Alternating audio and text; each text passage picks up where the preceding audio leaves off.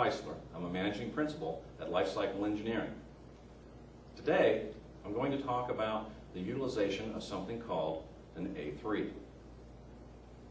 The first question might be, what is an A3? It's very simple, and if you walk to your printer, right away you'll be reminded of what an A3 is, because the printer has A3, A4, A5, and A3 is the 11 by 17 size paper.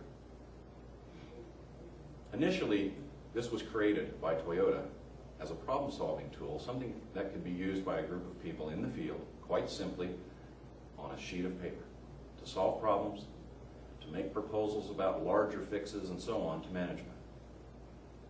The key thing about A3s is to use what we call A3 thinking. And A3 thinking really centers around something called Plan, Do, Check, Act. Today, we're going to focus on the plan portion, where we would use something that we call a proposal A3. And it's quite simple, and it looks like this.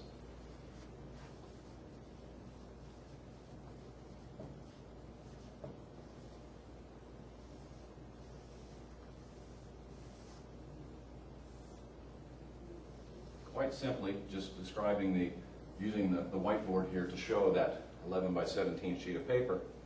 In this quadrant, what we want to identify in our problem statement or proposal A3 is a business case.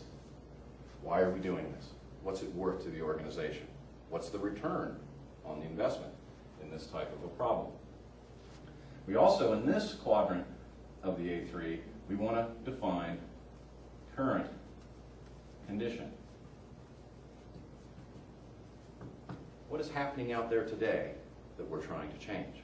And we've identified, here's the problems, here's the things that are preventing us from achieving best practice. In this quadrant, we want to identify what the target condition is, which is usually 180 degrees from what our current condition is. If we've identified what our current condition is, now we can decide what does ideal look like. What is our target condition when we have executed the plan? We also need to have an action plan.